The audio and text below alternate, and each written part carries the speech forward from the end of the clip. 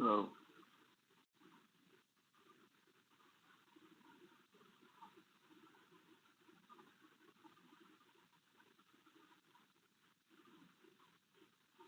Uh, Guys, let's just wait for 2-3 minutes more and then we can start.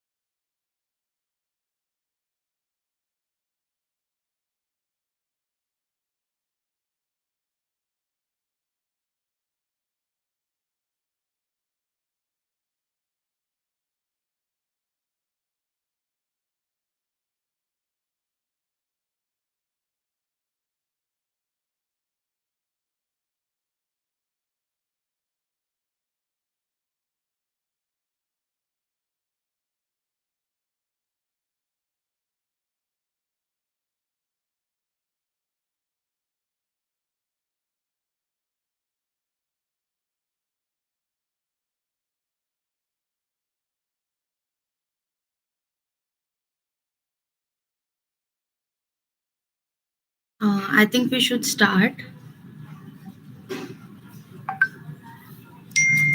This conference will now be recorded.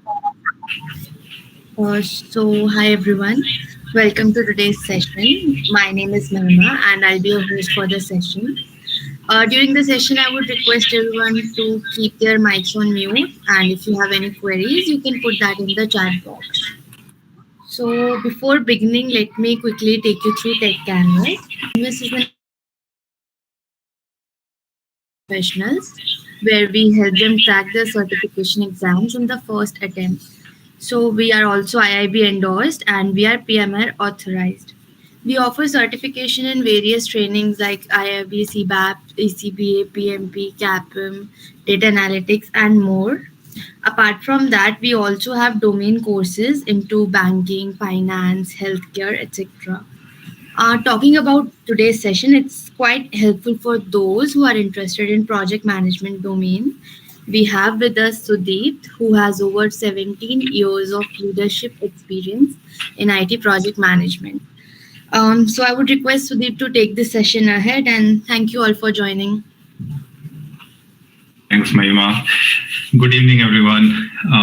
I hope everybody is doing good, all geared up, all pumped up to have this webinar to come together and interact and learn a little bit more about project management and the principles that Pmbok 7 talks about. But before we go ahead with that, let us first understand what is a principle, right? A principle is a norm rule, or fundamental truth which serves as a guide for behavior or action. Principles are not perspectives. They don't tell us how to do something. They are not policies, they are not goals, right? They simply underpin the thing what you should be doing. Think of principles as truths to live by, or in our case, as project managers, to work by. All right. The thing with principles is that they are designed to inform your actions. They don't prescribe your actions. Try and understand the difference between these two. They say what is the best to do in a particular given scenario. They do not force you to take any particular actions per se. All right. In other words, they shape how you think about project management and give you guardrails for behavior while letting you lead the project any way you see fit within those parameters. The standard for project management sets out 12 principles that anyone leading projects should be able to live by. They are not specific to methodologies. It can be agile, it can be scrum, it can be Kanban, it can be lean, it can be waterfall. These principles will work regardless of what delivery approach you choose to use in your day-to-day project management delivery.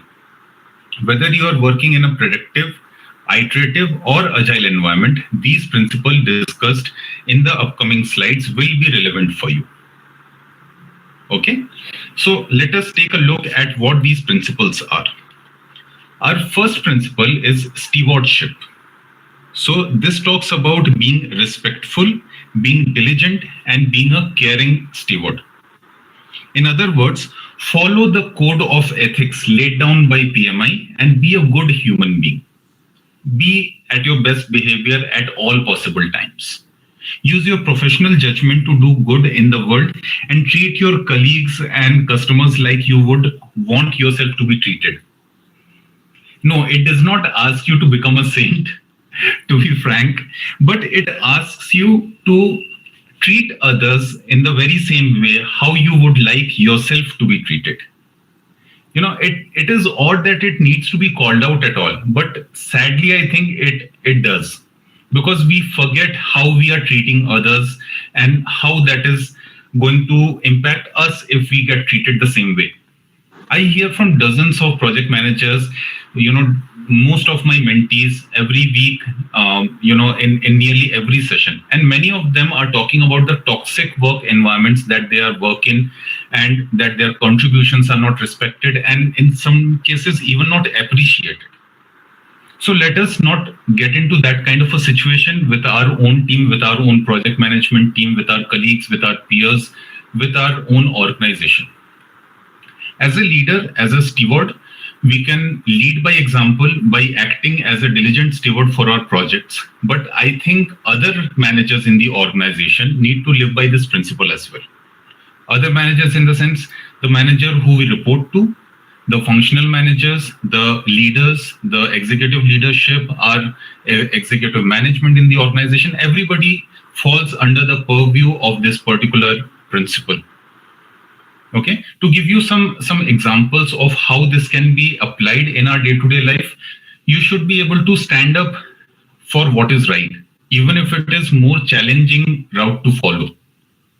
Even if you are seeing that you are supporting something which is right and it is going to make things tougher for you, still go ahead and do that. As called out previously, follow the code of ethics that has been laid down by PMI in all cases. Also, pay attention to small details and diligently follow through on requests to ensure a quality result. This is what is all about stewardship. This is all about being a leader for your own team or being a leader within your own organization. All right. The next principle is our team. What does this principle talk about? It talks about creating a collaborative project team environment. Projects are delivered through teams, essentially. No single project manager can deliver a whole project end-to-end standalone. They need a team. So as leaders, it is important for us to understand how to make the team work as efficiently as possible. that starts with a culture of accountability and respect. Right? Unsurprisingly, this is a principle you should stick to throughout the life cycle, not just towards the initial phase of your project delivery. Because it's something that you apply from the moment you're assigned to lead the work through to when you hand over the deliverables to the client or to the customer or to the support team. Team accountability is all about every team member holding other team members accountable. It is a culture of accountability. If you as a leader, as a project manager can inculcate this culture within your own team members, that is going to be helpful in the longer run. Other than that, accountability also fosters a culture of trust and efficiency.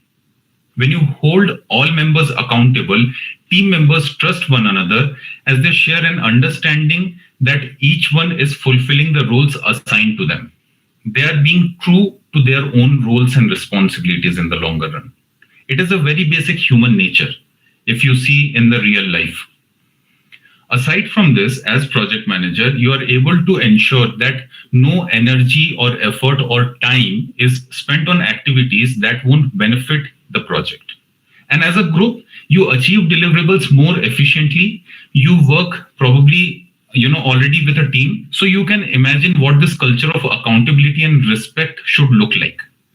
You can try to paint a mental picture in your head and try and see, as an individual, have you been able to thrive in an environment which is not respectful to you, in which there's too much of micromanagement going on, in which there is somebody always looking over your shoulder, try and see what you are doing, what you are up to, right? That is never the case with us human beings, at least as far as I believe I have seen, I have understood the species Homo sapiens, so to say. All right. So how you can inculcate or how you can bring about this particular principle in real life usage? Making sure that all the voices are heard and all opinions are considered, irrespective of the fact from which particular team member this is coming from. Okay, just because a team member has a lesser amount of experience or is there in a lower position within the organizational hierarchy does not mean that that particular resources or that particular team member's opinions can be neglected. Okay, also embrace conflict as a positive force that helps you to get to a better result. Because conflict, just like risks, is not always negative. Many a times when you start resolving your conflicts in your day-to-day project life, you will realize that even in certain cases, conflicts do give you a positive outcome, right? Also, respecting others and calling out moments where the respect is not given to ensure everyone's experience of the workplace is a positive one. So feel free to correct something or someone rather if they are failing to give respect to others. But at the same time, when you're having that conversation, be respectful to them. You cannot be like, why you have done this, start pointing fingers or start blaming them. No, don't do that. Because you also as a leader should be able to reflect what you're expecting your team members to do. Right? So always respect them, even if somebody is making a mistake, even if somebody is failing to do certain things that is expected out of them, talk to them, iron it out, but do it respectfully.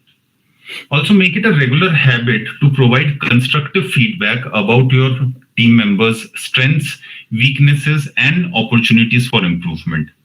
In the longer run, this is going to get incorporated in a very positive way within the project team.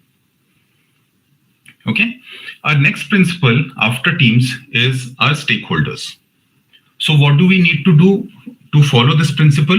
We need to effectively engage with stakeholders.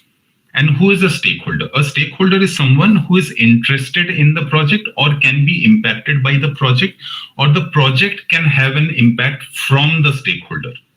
So any entity or any organization who can be defined using these terms, these phrases, will be considered as a stakeholder. So each stakeholder expects something from the project, and it is important for us to fully understand their needs so that we as project managers can tailor the engagement to be more effective. Right? Your stakeholders will always have an active part to play in the work, and you probably want them to take some kind of action at some particular point in time. That's why engagement is important. If you understand their motivations, it is easier to deliver successfully as a team. In practice, in real life practice, engaging stakeholders look a lot like talking and communicating, but with specific goals in mind, where that drives the project closer to a successful outcome. Engage with the stakeholders, talk to them, communicate with them, but always have this in mind that you need to extract, or rather you need to deliver a certain outcome to that particular stakeholder. If you can focus on this particular aspect, it will be much more easier for you to be relevant to the stakeholders, and they will also be much more forthcoming in try and help you out. For example, stakeholder engagement in practical situation can be such as initiating dialogues early during the project planning to avoid any kind of misses that might drain your resources at a later point in time. So engage your stakeholders towards the initial phases of the project itself, when you're all in the planning phase of the project. Also facilitate a workshop and make sure that everybody who is participating in that workshop have their opinions heard. If in case you come across any particular conflict between the stakeholders who do not share the same view, in that case, try and resolve that conflict through various conflict management processes. And work together as a team to reduce the resistance to change, because change is not always bad.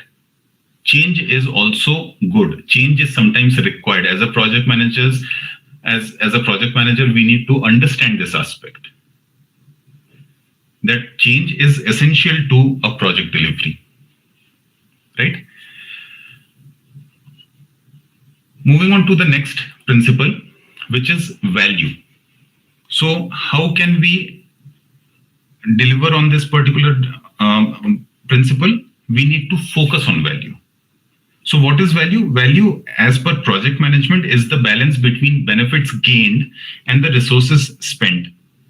If you get too much of benefit and you do not spend your resources enough, in that case, the benefit might not be practical or might not be effective. On the contrary, if you have very little benefits and you spend too much of resources on that, in that case, the benefit might not get realized. So we must determine what value means to our customers and how it is going to look different for every as well, based on each different project. And it can change throughout the project, especially if you are using techniques like progressive elaboration or iterations to work out what you're doing as you are moving forward with the project.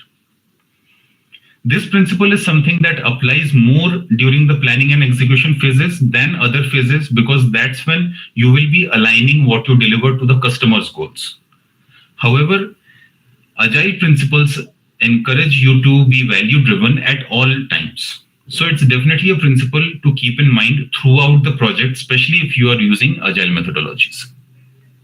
The biggest impact that you can make with your project management career is to focus on the value. Challenge where you don't see that value, even if it is the customer who is asking that, because at the end of the day, being a customer advocate, it is important for you to be able to deliver the value that the customer originally was looking for. And do your best to get more out of the situation, to get more value out of the situation, everything that you do. I would request everyone to please go on mute. Thank you. So value is really simple. For the program or product roadmap that you are working on, the goal should be defined in a single sentence. We are moving from situation or condition or the present state, which is X, to Y, which is the future state. by so and so date with a projected benefit of ABC. So we are moving from the present state to the future state by a particular deadline with the benefit of ABC benefit. If you are able to define this single sentence for every individual project of yours, you will be 100% sure that you are delivering value to the customers. If you as a project manager are scrambling for words to how to fill up these blanks in this particular sentence, in that case, you are not doing enough. So please be cognizant about this.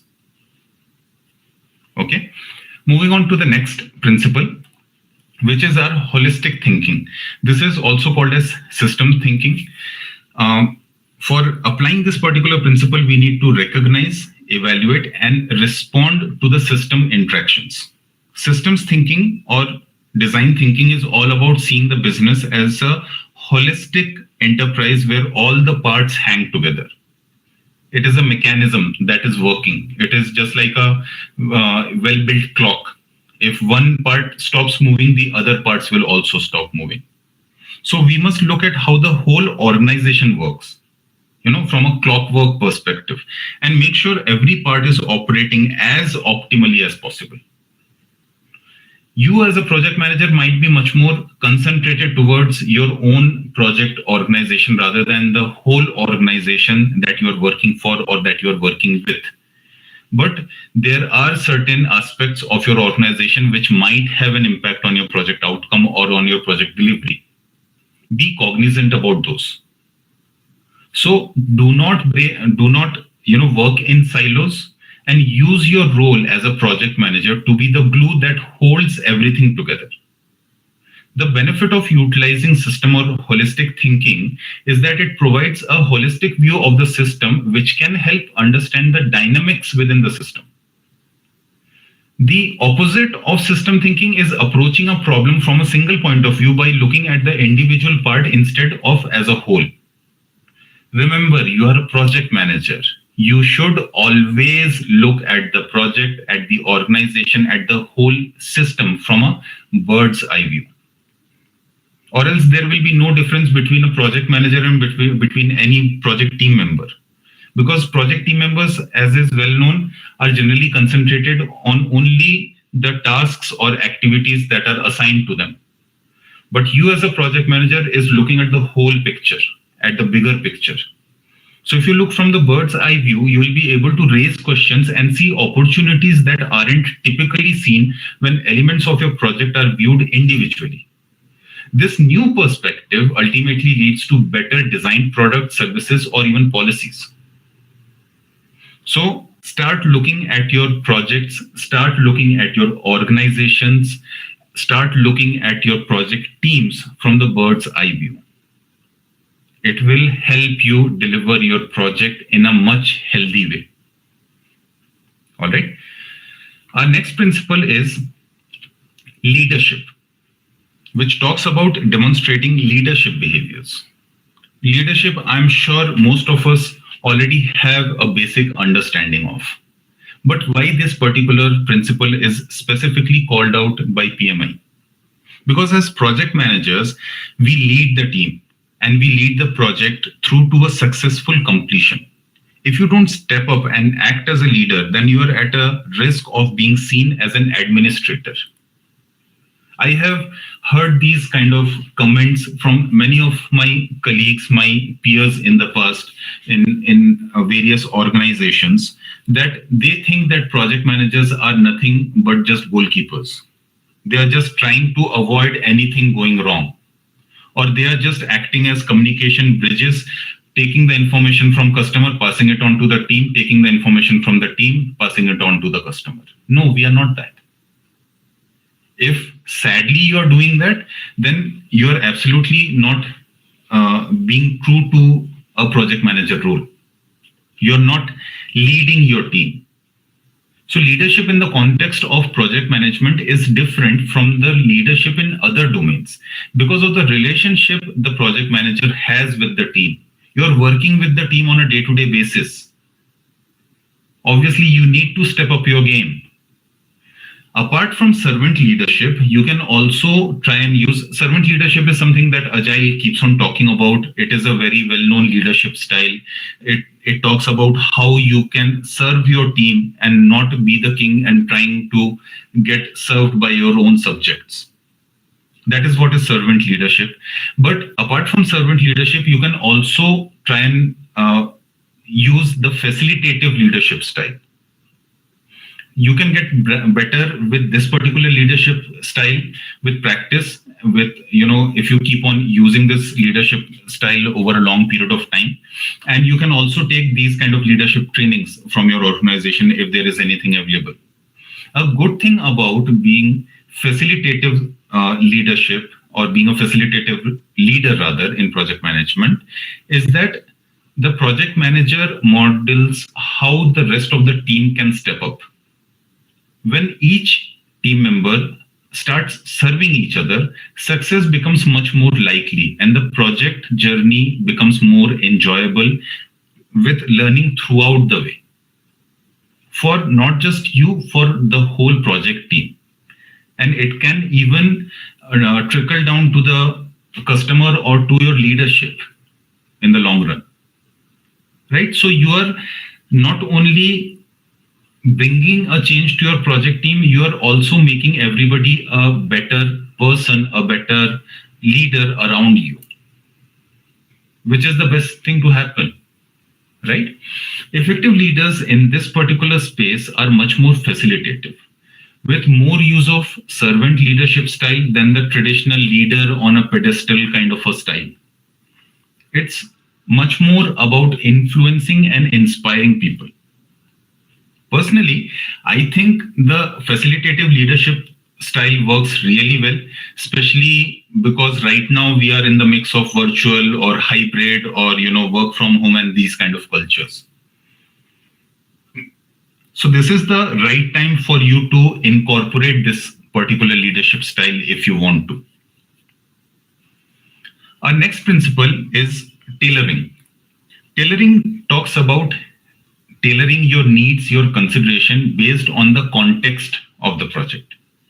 Whether you are using agile or hybrid or predictive methodology, you need to tailor for size of the project, maturity of the project management organizational structure, the budget that you have, the timelines that you have, willingness of the people who are working or who will do the work eventually, the quality outcomes that are required, and so forth. Treat each project like an individual mission and do it to the best of your ability, even if that means deviating from what the textbooks tells you. Because towards the starting of this session itself, I mentioned this thing that principles are like guardrails. They does not prescribe your action. They advise you on what actions would be best. But you always have the choice of tailoring them according to the context, according to your own project needs. So just because something is written in the textbook does not necessarily mean that you have to follow that. Okay. Tailoring also means choosing the right delivery approach based on the organizational context or the team culture or what you're delivering. Even when a methodology is tailored to the fit of organization's need or the organization's peculiarities, culture, or maturity, it is more important to take a step further and tailor the project management approaches for each individual project, because each individual project is unique. And not every project will require every single process, deliverable, governance, policy, and procedures to be followed. Right? So take that consideration, understand what your project needs. Project is just like your baby as a project manager. So, manage your own projects with the kids glove that you can. Tailoring is also something that you should be able to do naturally as you keep on getting more experience, because it is easier to make those decisions after you achieve a certain amount of experience, especially if there's a corporate framework in place which can give you that particular guidance. Or if you do not have that kind of experience, if you're just starting out in the project management domain, in that case, The next will be some of the, next are some of the ways you can use your tailoring considerations. So first is reviewing the change management process to ensure that it is fit for purpose for your project, and tweak the approaches as and when necessary. Also, ensure everyone understands the approach, the processes, the methodologies that are being used. You need to make sure that there are regular discussions about how the work is going and listening to improvements for how processes can be improved. You need to take notes of the lessons learned for reference for future project managers who may revisit your own project templates or artifacts in the future.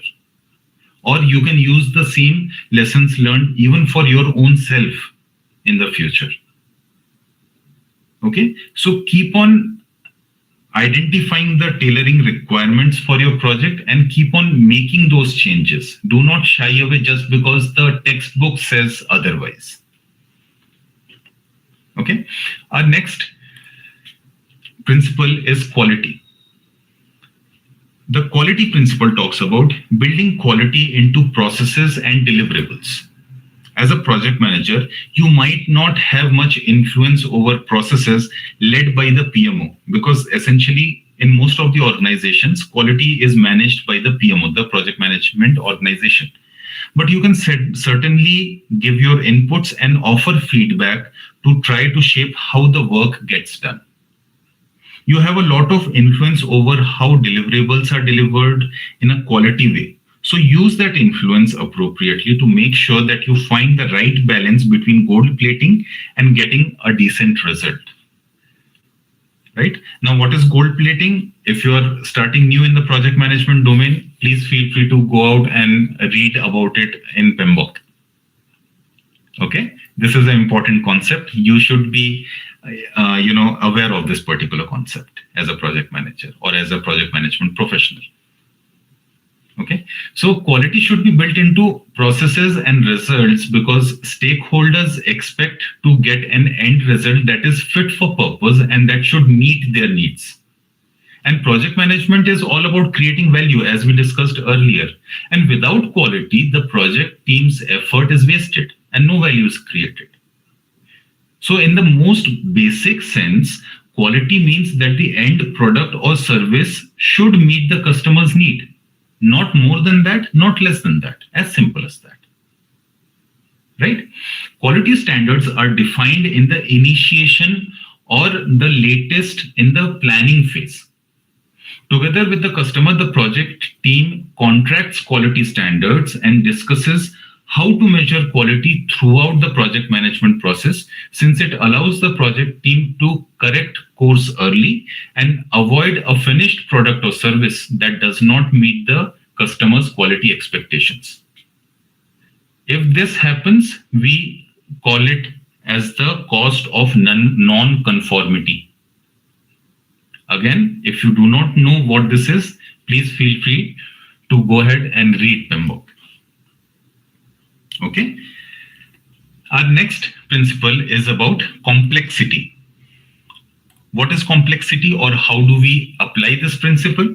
It addresses the complexity using knowledge, experience, and learning. Because bringing together knowledge of the project, the team's experience, and any other learning that you might have as an individual or as a team will help you minimize the impact of complex issues that you might encounter in your project lifecycle. It also helps you deciding on the proper governance framework that you need to use for your own project. So as we are moving forward with the slides, as we are moving forward with one principle after the other, you might be able to paint a mental picture and connect the dots and see that, every single principle is related or is linked or is connected to another principle in some way or the other. Right? What are we seeing here about complexity when we say that, you should be able to decide on the proper governance framework? That is again going back to what? Going back to your tailoring considerations, right? Because not all projects are complex, but most organizations are. And at the end of the day, that is the environment you are operating in, isn't it? As a project team, as a project manager, your environment, your immediate environment is your own organization. And nearly every organization is complex. So it's very likely that you will work in a complex environment at one or the other point in your career. So the better or the sooner you are able to manage complexity, it would be better for you. So understanding the complexity principle will help you apply it in practice. Whenever you come across a particular complex situation and you are not sure what needs to be done in that particular situation, always take a step back. Review the situation from a bird's eye view. Because again, as a project manager, you need to take a look at everything from a bird's eye view and review the situation as a whole. Looking for things that might help you understand the project better or how to solve that complexity. Right? Some of the situational examples might be making sure that the right people with right level of expertise are engaged on the project. If the correct and appropriate expertise and experience resources are engaged on the project, they automatically will be able to reduce your complexities in your project. Also, create a culture of continuous learning so that not only you as a project manager or as a leader, the other team members are also continuously learning and improving, and thus they will be able to manage complexity better. Also look for and expect complexity and then make a plan to address it head on when you find that particular problem. So get yourself prepared, at least mentally, at least, from a ground level perspective. Get yourself ready to face or to take a complex situation head on. Don't get scared. Don't think otherwise if what will happen if you face a particular complex situation, how you are going to manage them. You need to build that confidence in yourself. And that comes with practice, that comes with experience, if not at least through continuous learning. Okay. If you do not have any one of these, if you are new to the domain, you do not have much of exposure in terms of trainings or learnings, and you do not know how to manage a particular complex situation, in that case, try to break it down. Try to break down the complex situation or try to break down the whole project if it is feeling overwhelming for you. And then try and solve each individual components so that as a whole, you will be able to solve the whole complex situation. Okay, so that you can make the project much more manageable, so that you can make the situation much more manageable if you are unable to solve the whole complex situation at one go. All right. Now, our next principle is about risk. Optimize risk responses. Whenever as project management professionals we come across risk, we always respond to the risk, right? So optimizing risk responses are core to this particular principle. Make sure you understand what options are available for you for the risk response and have a process for choosing the best way forward. Because optimizing your own risk responses can prepare you for the worst case scenario. If you're well aware of the risks ahead, you can already take steps right now at this present point in time to reduce the possibility of encountering threats in the future. And here I'm talking about negative risks. I'm not talking about positive risks. So risk analysis essentially helps in the planning stage. One powerful priority setting method for risk analysis is your probability and impact assessment. If you are not aware of that, let me give you a quick brief about the probability impact assessment, how you can go about it. You need to rate the probability of your identified risk using a scale of, let's say, 1 to 5, wherein 5 is the highest. Then similarly, rate your impact of that particular identified risk on the same scale.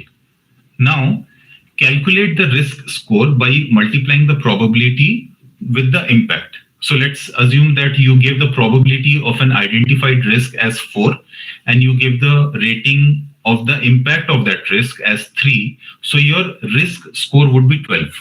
4 times 3 is 12. Then sort those risks in descending order, wherein the highest score goes on the top and the lowest comes at the bottom. In descending order using the risk score, and then use your risk threshold to determine which risks merits a response.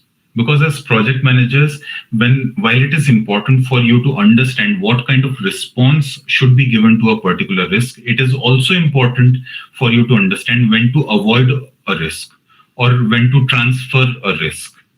Right? These are also risk mitigation methods. So what kind of response you need to give or you need to assign to a risk, or whether you need to assign a particular response to a risk or not at all, will come out of this probability impact assessment. Okay, so for example, all the risks with a risk score of 20 or greater can be identified or can be categorized as urgent risks that will require a dedicated risk owner and a response plan to be ready immediately. And as you move forward, you can take a look at the rest of the risks that have been identified, which have a score of less than, let's say, 20 or less than 20 or even lower. Somewhere around 5 or less, you can always choose to avoid, or you can always choose to not assign a risk response to those particular risks. Right? This is how you can manage your risks and you can optimize your risk responses in your day-to-day life. Our next principle is about adaptability. This principle talks about embracing adaptability and resilience. This principle is all about being able to flex with the situation and bounce back when things are tough. And I'm sure most of us, if we are already in the corporate field, we would have seen or we would have reflected this particular behavior or this particular trait during the pandemic, when things actually hit a wall, right? So a huge part of being able to adapt to any circumstance comes from the resilience of you as an individual, resilience of the project team as a whole, and resilience of the whole organization that you're working on.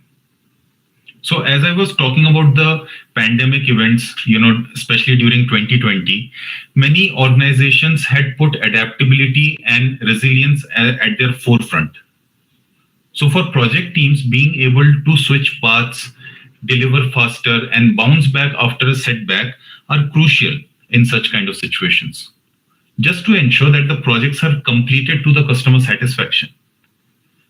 If you would have been a project manager already back during the pandemic, you would have realized that at no point in time the organization or the customer came back and said that, no, we have hit a pandemic, things are going tough, let us not work on the project, or you deliver whatever you feel like.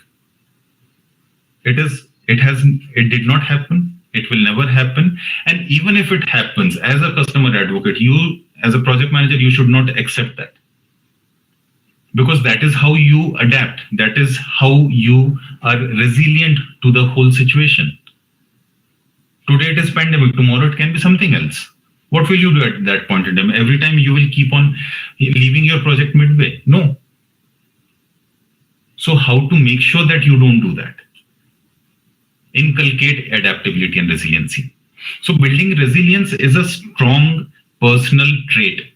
So the best advice is to consider how well equipped you feel at the moment with regards to your personal resilience level, and then brainstorm some steps to implement those particular traits or resilience levels to help with your own resilience. And it is the same with adaptability also. The easiest way to apply this in practice is to be open to change. While change can be tough, it is often in the best interest of the project. Nobody is sitting here with a project rather, whether it is the project manager, whether it is the project sponsor, whether it is the customer, whether it is the project team. Nobody is sitting here and trying to bring in changes which are not going to be useful to the project, right? It does not make sense. It does not work that way. So if you can adapt to the changing business needs, you will improve the chances of success for your own project and as an individual also. Now, talking about change, that is what our next principle talks about, the change management. To enable change and achieve the envisioned future state is all this principle talks about. Because project management is all about delivering change, whether that is to a service, to a product, to a technology, or to a process. So people are at heart of these changes, and that is why this principle is important to the practice of project management. This particular principle overlaps with another traditional organizational role, that is of a change manager. You might have heard about this particular designation in your own respective organizations or in the past, right? If you would have heard this particular role, about this particular role, or if you would have served as a change manager in your business, you might have already been aware of change management. Okay, it is not essential for you to be a change manager to have experience as a change manager to be able to manage your change efficiently. No, it does not. I mean, I'm not trying to say that. All I'm trying to say is these change managers were already part of our traditional organizations previously. So if at that point in time with our traditional organizations, it was possible, it was welcomed, why not in the project management scenario? Why not in the project management landscape? Right? And then who will do that? Who will perform that change manager role? You as the project manager. So the principle of change management is something you will find useful over and over again. As projects deliver change, you probably are changing something, no matter how small it is, on your projects as well. Keep this as one of the basic principles of project management in mind, and you'll find it easier to encourage others to use whatever it was that your team delivered. These are the tweaks, is what I'm referring to here. Not the big change managements or big change requests which comes in with additional scope or with additional budget or with reduced schedule or timelines or adding resources. I'm not talking about all those bigger items. Even smaller changes you can inculcate in your own project on a day-to-day life. And with those smaller changes, yes, definitely it should have a positive impact. It should have a good end result to your whole project deliverable. But if you are able to do that, you will start building confidence in yourself as a change manager or as a project manager who is also managing change management for the project. You will not shy away whenever a conversation comes up about change requests next. You will yourself feel confident. Right? Some of the situational examples for change management can be during a time of organizational change or transition, especially during mergers or acquisitions or office closures, you will see a lot of changes happening. So during these times, help the team understand the new processes or the software or the tools that might get added or that might get adopted. So help the team to understand them and get used to the new way of working, especially in case of mergers and acquisitions, right? Or even, as I was mentioning previously, during the pandemic, we have brought a lot of change in ourselves, especially for people who used to go to the office on a regular basis, on a daily basis. And then suddenly one fine day, it was announced that the offices are going to be closed. You just start working remotely, you start working virtually. So we did change ourselves, right? We did not shy away. Yes, it was part of our adaptability. It was part of our resiliency, but it was also part of our, change management for us as an individuals and for the project team. Right? At that time, we did not shy away. We did not even think twice. Why are we going through this process?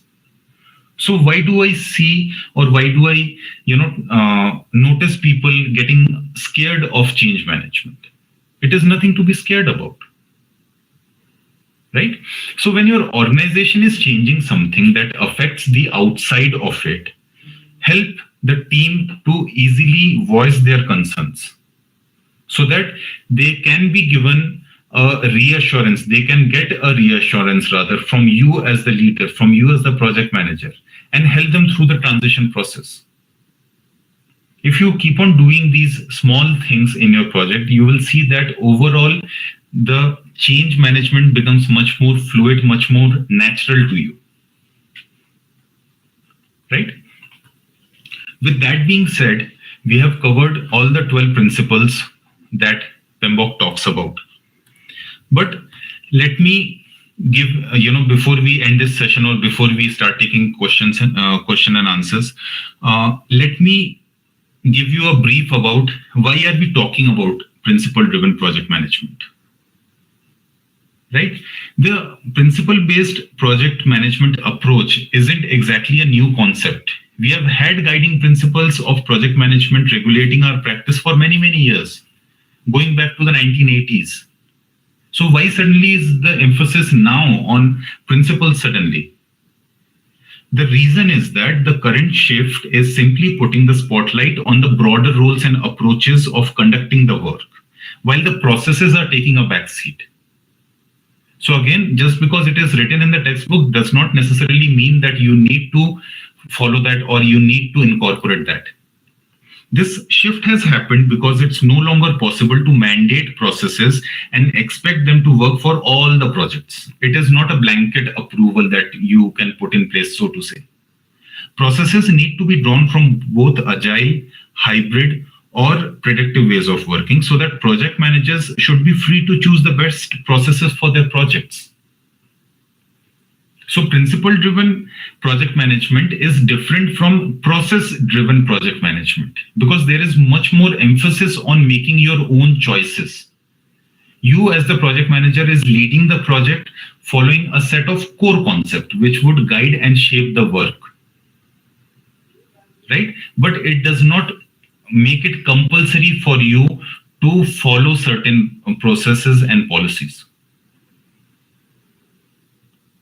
Right? When you study for your PMP examination or when you do your job, you need to be aware of all these things because the principles are part of your whole project management approach now. As a result, the way projects are delivered can no longer be determined by a set of defined processes. Project teams need greater flexibility in how they do their work. The project management principles enable that, which was not possible previously with the process-driven project management that we were following. So principles are essentially providing a framework for the teams to operate within, and they sit alongside any delivery approach of your choice. They can be applicable for any or every or even a hybrid methodology if you want to use it. So that is what the principles are, and that is why you are seeing this shift in this project management domain of late. Having said that, I'm done with talking about the principles. If there are any questions, please feel free to ask.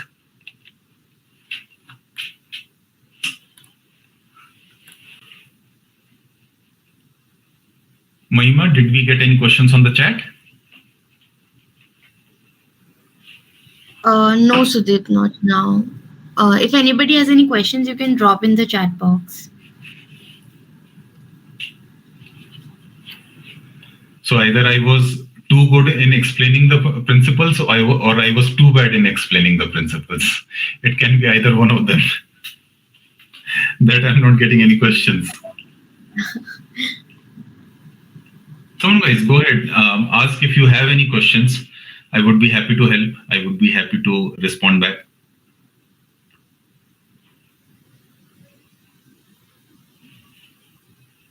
We have got one from Saurabh.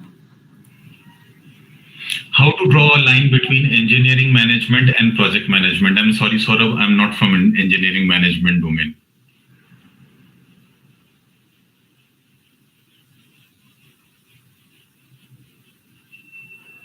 If I'm correct in understanding your question, in that case, I would not be able to tell you what it is because I belong completely and fully to the project management domain. So I do not know what is engineering management at all. Sorry. If you are talking from an IT management perspective, or IT rather, IT project management perspective, in that case, I can give you some inputs.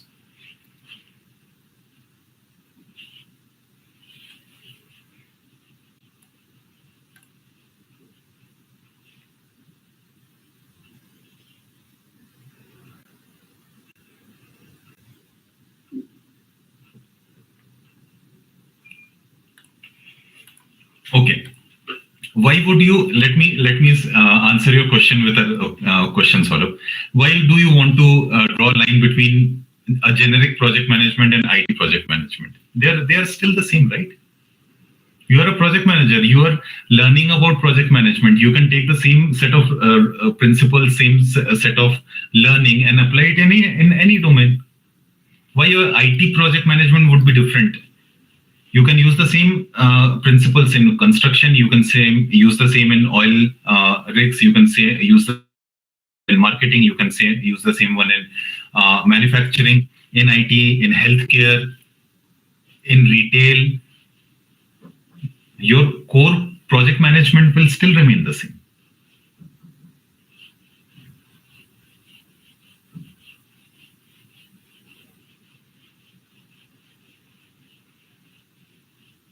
Project management is a domain. Project management does not change with industries.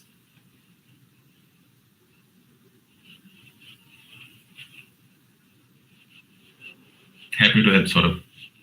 If you're not satisfied with the answer, feel free to DM me on LinkedIn. We can get chatty.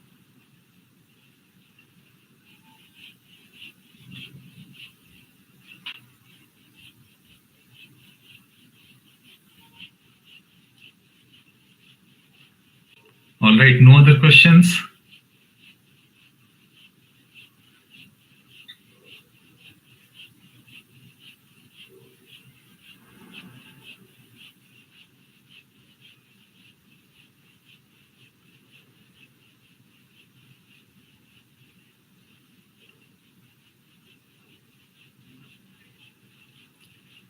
How to master project management principles.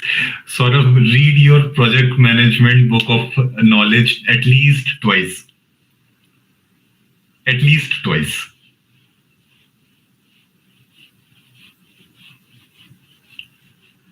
Project management principles, you can master them not just by reading, it also comes with your experience. It also comes with how you are incorporating that in your day-to-day life. If you are new to the project management domain, you do not have a team per se to implement those principles on, implement it on yourself. You are yourself a project for yourself. Consider yourself as a project for you, and start implementing the quality policies, start implementing the principles, start implementing the change management to your own self, and see what comes out. That is the best way of doing it. Or if you are not yet certified, you want to go ahead and complete one of the project management certifications, take that certification completion as a project and apply all these principles to that, to your preparation, how you are preparing yourself, how you are going through the content, how you are taking up the mock tests. Every individual component of your preparation can be treated as a project phase, and you can apply them. See, that is what happens as a project manager. Increase your purview of the whole world. You're filling up a water bottle, that even is a project, if you can look at it from that aspect. You're eating your food, that is even a project. You're cooking rice, that is a project. Expand your horizon. Your mind is only limited to what you can think of. Right? No worries, Saurabh.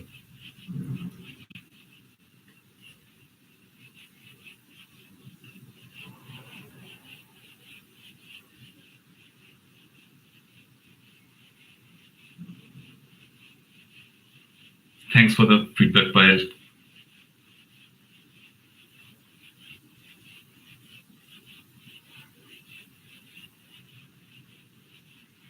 Alrighty, I guess, Mahima, we are not getting any more questions. Okay, then we are good to wrap up. Thank you everyone for joining. Sure. Thanks everyone for your time. Feel free to get in touch with me if you want to on LinkedIn regarding this particular webinar, or if you have any further questions or queries, please feel free to reach out to Tech Canvas. You have their contact information on the screen. Thanks everyone. Have a great weekend ahead. Thank you everyone.